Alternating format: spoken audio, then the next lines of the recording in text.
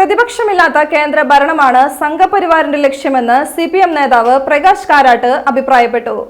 ചാലക്കുടി ലോക്സഭാ മണ്ഡലത്തിലെ LDF സ്ഥാനാർത്ഥി professor C രവീന്ദ്രനാഥിന്റെ തെരഞ്ഞെടുപ്പ് പ്രചരണത്തിന്റെ ഭാഗമായി ശ്രീനാരായണപുരത്ത് നടന്ന റാലി ഉദ്ഘാടനം ചെയ്ത് സംസാരിക്കുകയായിരുന്നു അദ്ദേഹം.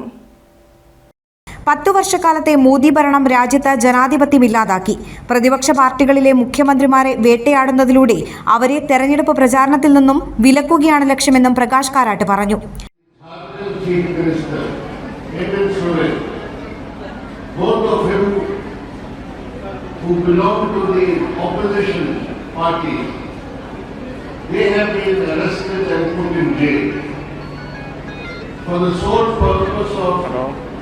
Preventing them from participating in the election campaign.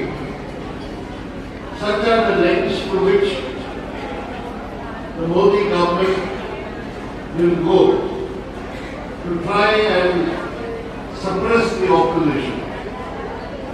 As far as the BJP and Narendra Modi are concerned, they want a democracy without the opposition.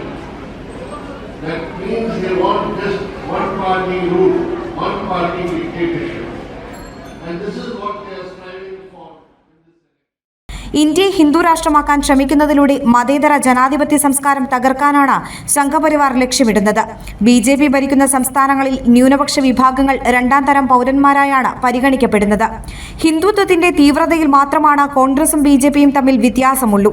തെരഞ്ഞെടുപ്പ് പ്രചാരണത്തിലൂടെ നരേന്ദ്രമോദി പ്രതിപക്ഷത്തിനെതിരെ മതവികാരമുയർത്താൻ ശ്രമിക്കുകയാണെന്നും വർഗീയ ധ്രുവീകരണ ശ്രമത്തിനെതിരെ തെരഞ്ഞെടുപ്പ് കമ്മീഷനെ സമീപിച്ചതായും പ്രകാശ് കാരാട്ട് പറഞ്ഞു. LDF SN പുരം തെരഞ്ഞെടുപ്പ് committee chairman CN Satheesh Kumar അധ്യക്ഷത വഹിച്ചു. ET Tyson master MLA, KK Ashraf, UP Joseph, PK Chandrasekharan, PM Ahammed, TP Raghunath, Muhammad Chamakkala, KV Rajesh, AP Jayan എന്നിവർ സംസാരിച്ചു.